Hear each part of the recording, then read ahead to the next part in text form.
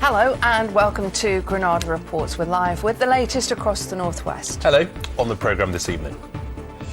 I just thought I was in love with him and I could change him, make him a different person. But the more I let him get away with, the more he did. The harrowing experiences of two women who escaped their partners after years of abuse. We have a special investigation. Time to move on from Partygate or time for Johnson to go? We take the temperature in a northwest swing seat. Destined for big things, the 6-year-old who's already written one bestseller and is now releasing another. It's Chinese New Year, the year of the tiger. We'll have more later on Granada Reports.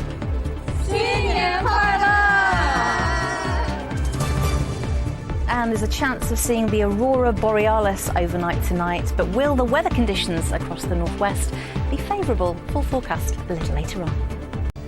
First tonight, we make no apologies for the fact that our first report is a hard watch. No one wants to believe that domestic abuse happens at all. But tonight we hear from two women who are proof that you can get help and you can escape even after years of abuse. It isn't easy to hear their stories, but last year police dealt with 80,000 cases in the northwest alone. It's all around us. You might have a friend or someone in your family who needs help. Our reporter Tasha Kachiri starts a special series of reports tonight after spending a week at the Fort Alice Refuge in Bolton. A word of caution that you will find these accounts distressing. This is Sarah and Chantel. Their names and voices have had to be changed to protect them. The day I met him, he was just like a breath of fresh air. He was just like the centre of attention and everyone just seemed to love him, and he had all these friends around him and I was just in awe of him. So yeah, I just wanted to be a part of that, really. It was just like the way he spoke, and I don't know, I just liked it. I thought, yeah, this is the one kind of thing. I fell pregnant within like 2 months of knowing him. He was determined that things would work and we'd make it work. We'd be a happy family. It was more like pushing into having the children, and he made it sound like it was going to be better for the life that he wanted with the children and staying at home. Both women say the abuse started very quickly. It ranged from mental to physical, financial, and even sexual abuse. The first time was after 2 months. He said he fell on me. I say he jumped on me and fractured my ribs. Just a push to the floor at first. I knew that he'd done it on purpose, but he was saying that he hadn't. It made me feel like I was going mad. Because he used to say, well, it was just the push. It was just a punch. It wasn't this, or... So you're thinking, oh, it was just this. It could have been worse. The smacks in the mouth, there was a lot. When I did say something he didn't like. I thought it was just a once-off, but then it got worse, like the strangling, the punching, the kicking.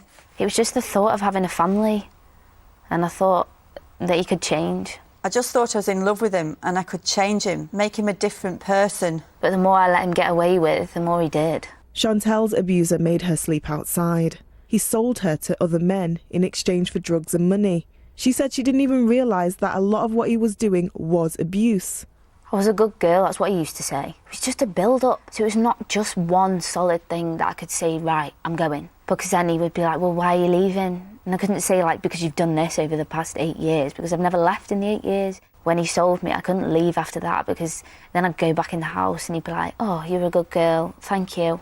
So it wasn't like, oh, he's done this, now I've got to leave, because I've done it right.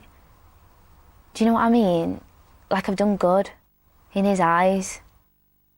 And you just wanted to make him happy? Yeah, but if I didn't do it, I'd get consequences. But then after he spent his money, what I got, or done his drugs, what he got for that, then it'd be back to square one. Both women say they were scared to leave and feared that their partners would kill them. There were 362 deaths as a result of domestic abuse recorded by police in the UK between 2018 and 2020. More than half of those victims were women, killed by their partners or ex-partners. There were threats to kill, threats to stab. I always believed it. He threatened to kill me and then kill himself. And I said, what about the children? He said, I'll burn the house down with them in it.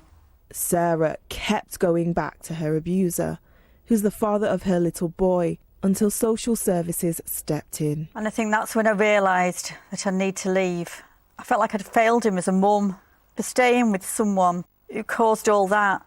And I thought, Oh, maybe he's better with some other parents. Chantel stayed until her partner did the unforgivable. His abuse had stretched to my kids, and that was the final point. Enough was enough, and then he beat me up in front of my son. Both women managed to get a room at Fort Alice, a refuge for women fleeing domestic abuse and their children. There, they were able to rebuild their lives.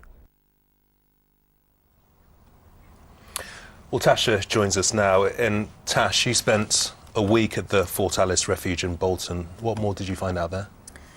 Gamal, it is a really hard watch, but the fact is that those stories aren't unique. Many women that I've spoken to have had similar stories just like that.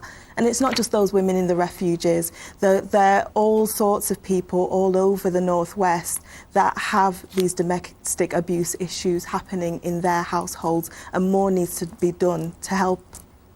Well, thank goodness that there are these refuges across the Northwest, and vital support, obviously, that they give, Tasha. What support is there, though, for them? Sadly, Lucy, it's not enough. A lot of times the refuges don't have a lot of money. Jill Smallwood, the chief executive of Fort Alice, actually told me that sometimes there's a massive shortfall. It means that they can sometimes not even be able to pay their staff properly. So what she's asking for is if people from the community can come forward and help and sponsor staff spots so that the refuge can continue the amazing work that they're doing. Because it's difficult for them to fundraise, isn't it? Because they have to keep a low profile. Yeah, absolutely. And these women really depend on Fort Alice and places like this. But what's the biggest thing that I can take away from this is that there is a way out, and these women are proving that there is, and they're building lives for themselves, brilliant lives with their kids. Yeah, and so brave of them to talk to you about it, Tasha. Thanks for that, and we'll look forward to seeing the rest of your reports on such a difficult subject. Thank you. And you can find out more about the help that's available by going to an article that Tasha's written to go with these reports, and you'll find that at our website at itv.com/Granada. Well, next tonight, the shocking findings of a report that says children who are sexually abused are being blamed for the crimes committed against them. Yeah, the report from the independent inquiry into child sexual abuse focuses on 6 towns across the country, including St Helens. It found that children who fall victim to abuse are being extensively failed, and it concluded the scale of exploitation was being downplayed by the police and the authorities. John O'Brien, who worked on that report, told us that we should have learnt lessons from the past. We're still seeing poor quality data collection. We're still seeing victim blaming, where children are said to be putting themselves at risk to these gangs. And we're still seeing the gaps in the data really impacting the ability of police and local authorities to understand the scale and the nature of this type of abuse. I mean, you found that in places such as St Helens, children have been described as being promiscuous, risk-takers. This is jaw-dropping, isn't it? It is. The thought that we try to put some blame on the child because they think they're agreeing to something that makes the adult happy is extraordinary. Children see risk differently in all sorts of ways. That's why we don't let them cross the road by themselves.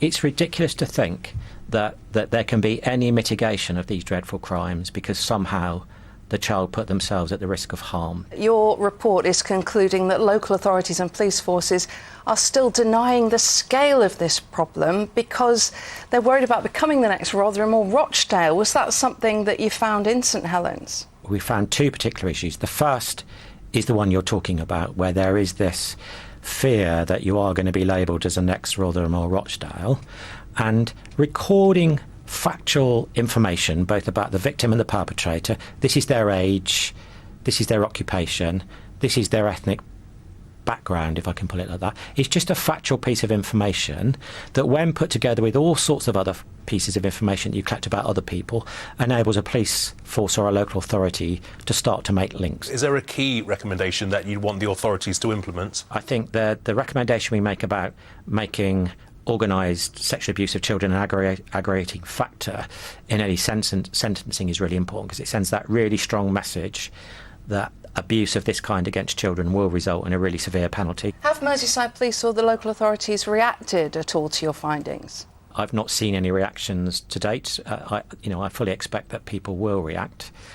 But, the other thing, if we look at St Helens in particular, there was this Catch-22, the charity up there that helps victims of this dreadful crime, found that when reports were filled in, there was still this issue of using language on those reports that talked about victim blaming. And it's really important we break that. It's a cultural issue. We must break this culture where somehow, if a child does something that is unexpected, they're partially to blame. John O'Brien, thanks for joining us tonight. Thank you very much indeed for talking to me. In other news today, and police have been granted more time to question Manchester United's Mason Greenwood. He's been in custody since Sunday when he was arrested on suspicion of rape and assault of a woman. Today, Greater Manchester Police said he's also been further arrested on suspicion of sexual assault and threats to kill. From this week, COVID vaccinations will be offered to children who are between 5 and 11. Teams of GPs in the North West have been identifying thousands who are most at risk. Children will get 1/3 of the adult dose. Well, next, after a bruising day for the Prime Minister in the House of Commons yesterday, just how are people in the North West feeling about Partygate now? Well, we'll cross live to Westminster in a moment with the latest political reaction. But first, to the swing seats of Crewe, where we've been asking people if they back Boris Johnson or want him to go. Elaine Wilcox has this report. Today, the Prime Minister arrived in the Ukraine and said he was getting on with the job and said he gets the anger over Partygate. But that doesn't wash with grieving families. Hannah Brady's dad, Sean, died alone in hospital of COVID. On the day Downing Street staff held a bring your own booze party, Hannah was registering her dad's death. Boris Johnson had every opportunity to apologise to me face to face when I met him in September 2021 at Downing Street, where he told me that he'd done everything he could to protect my dad. Instead, he chose to conceal these parties until they were forced out, and now it's a criminal investigation. If it wasn't for this place, God knows where I'd be. Simon Farr was left paralysed after a stroke, and the Men in Shed support group in Crewe has been a lifeline.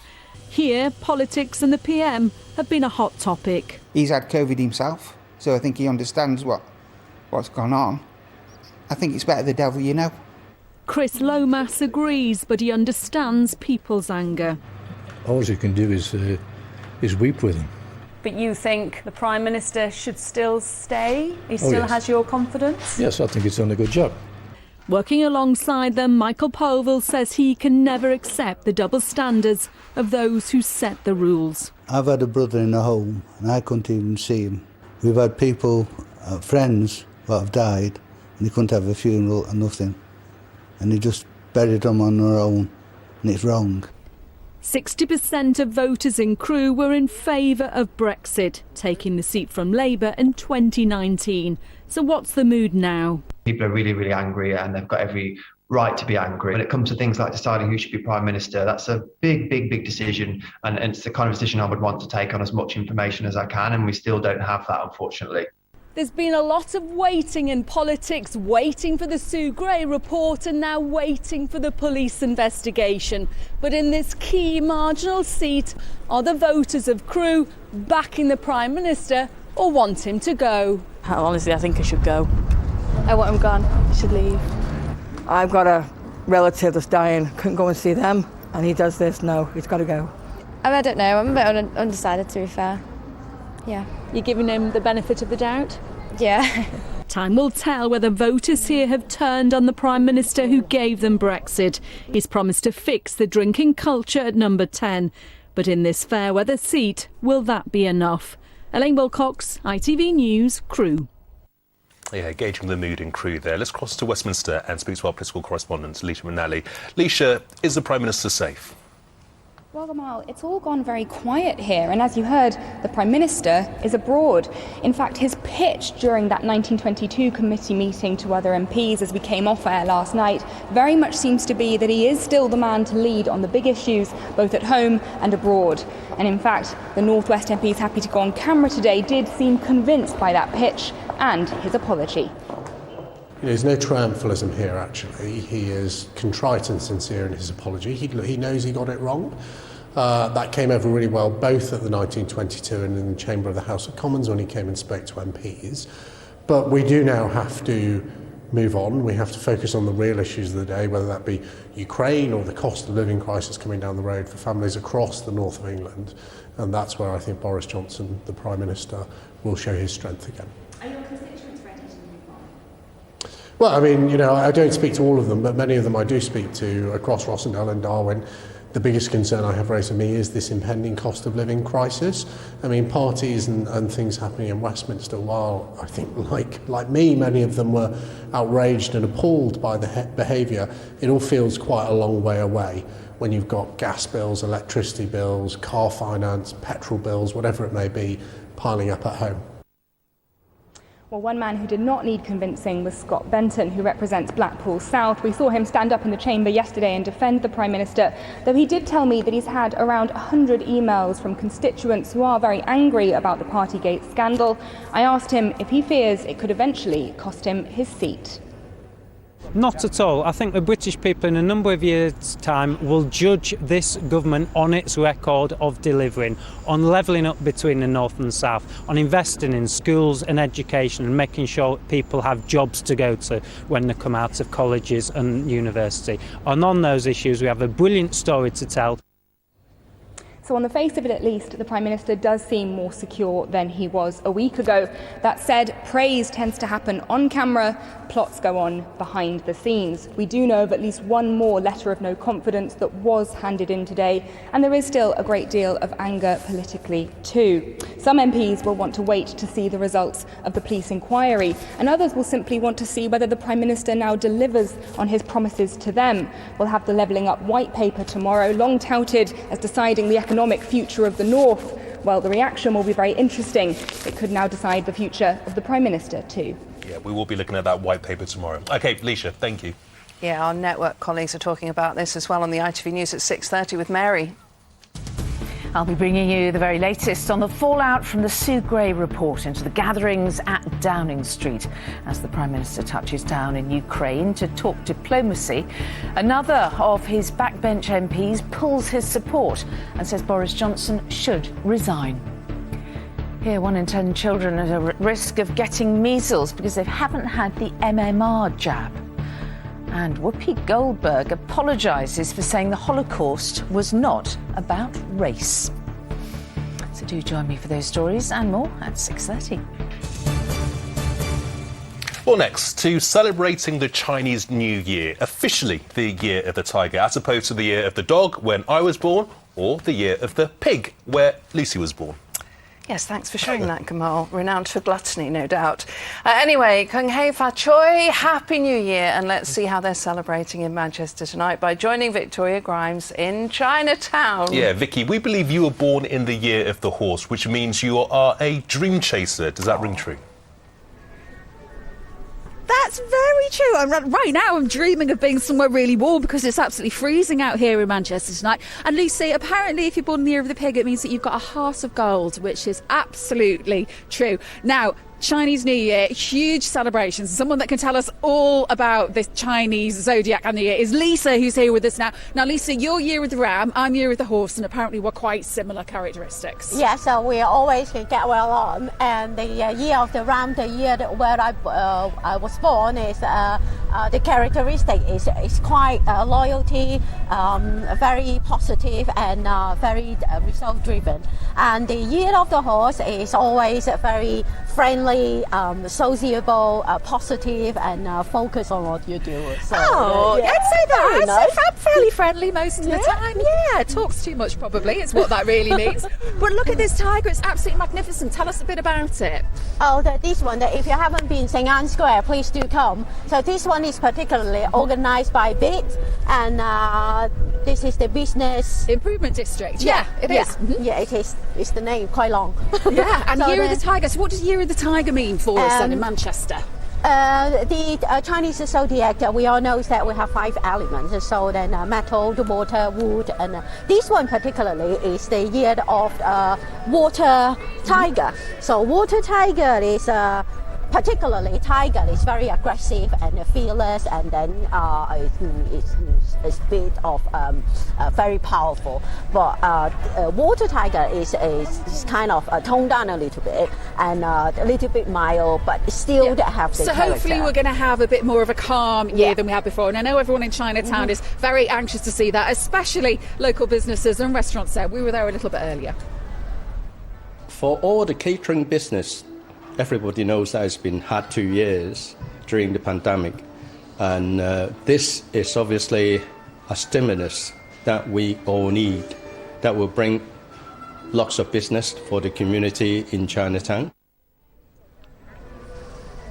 Well, after such a difficult year, everyone in Chinatown, all the communities there are so excited about being able to celebrate more as you normally would after such a difficult year and the pandemic. So it's going to be a big celebration on Sunday, Lisa. Yes, this year we celebrate from the 11th till the 7th. So then we have the live performance, and we also have a Night Dragon Parade from 5 p.m. It's going to be magnificent. All I'm ready to say is Gung Si Fa Tai. Was that right? Yes.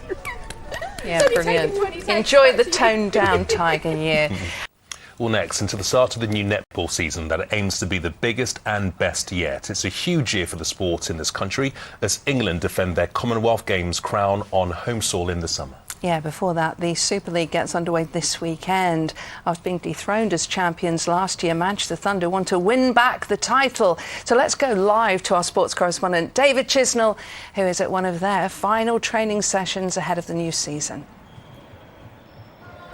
Yes, Lucy, well, the senior players don't actually train until later tonight. So these behind us are the future stars of Manchester Thunder. You know, many in the sport feel that there is a bright future now for the sport as it continues to recover from being hit hard by the pandemic. The season starts this weekend. I'm delighted to say that ahead of that, we're joined by Manchester Thunder's Karen Gregg and also Caroline O'Hanlon. Karen, we'll come to you first of all. I mean, you were the reigning champions last year. Sadly, you lost that. How determined are you to win it back? Yeah, we were devastated to get knocked out in the semi-final last year after, you know, what was a tough year on the road. But I think our off-season this year, with the intent that we've made with some of our signings and some of our match play, I think has definitely stated our intent of how we want to pursue this season. And a big start to the season as well, isn't it? One venue, all teams playing over this weekend. Yeah, it's going to be fantastic. We're down in Birmingham, back-to-back games, Saturday, Sunday. Great that they're going to be on TV for everyone to watch, and I think it's going to be a great opportunity to see where the other teams are at, see how their signings are running, and who's going to be our big competition this year. Have a good nosy on them. Caroline, we'll come to you next, because this season as well, you're going to be going back to the arena for the first time, playing there since 2018, I believe, against Leeds Rhinos. How important is that? Well, it was very special last time we played there against Wasps, but I think this year's going to be something else. Leeds Rhinos, we played them last year, but there was no crowd. The build-up and the atmosphere even within the match, we know a derby game always a wee bit more special, so just really looking forward to getting a big crowd, trying to beat our record of 4,500, and just can't wait to get out there, yeah. Now, you've signed on again for Thunder, but you're also a GP as well. How on earth do you combine doing those two jobs? Yeah, it's busy, especially in a pandemic, but thankfully we've been able to balance it, and the coaching staff have been great at trying to, you know, work with me and schedule it and just plan ahead as far as you can in, you know, in this circumstances. I'm sure that's quite difficult, isn't it? Well, Karen, also just very quickly, big year, England defending the Commonwealth gold that they won 4 years ago as well. What would it mean to the sport to defend that? Oh, it's going to be massive, you know, down in Birmingham, not too far down the road. Hopefully we can come out with gold. We saw England put some great, you know, last week playing the Quad Series against Australia, New Zealand, South Africa, some of the best in the world, and they were flying. So hopefully they'll be there to retain that gold medal again come July, August. Absolutely. Fingers crossed for our country. Thunder starts this weekend. They're getting ready to rumble. Well, the youngsters are there. The seniors will be on later tonight. Yeah, and we'll be cheering them on. Thanks, David. Now, I've always wanted to write a bestseller, and next, the 6-year-old girl from Liverpool who has just published her second book. Destiny LIKAMBI loves reading and writing and says anyone of any age can write a book. Well, we all love a good story, and this sounds like a great one. It's Destiny and the Troll, the tale of a girl who meets a mysterious creature in the woods. Emmy Welch reports. Once there was a girl named Destiny who loved spending time in nature with her family. Once upon a time, there was a girl named Destiny. And at the age of 6, she'd written not one, but 2 best-selling books. So what is the secret of her success? You need a wide imagination to write a book, and you don't just write a book, you think about all the things and then you can write a book. Destiny and the Troll is the story of a girl who meets a mysterious creature in the deep, dark wood. It takes all her courage to save the day, and her classmates at St Cuthbert's Catholic Primary School in Liverpool have a starring role. They gathered with everyone in town, including Amelia, Nadra, Pragafi, Joseph, Joshua, Saswin, Ambra, Simi, and even their teachers. I think Destiny's book is very creative, and I like when she finds out the troll is actually Lincoln. I think it's amazing because how she used all of our names in it. It's really impressive how a 6-year-old could write such an amazing book. They have enjoyed listening to her read it. We've had her reading at snack time.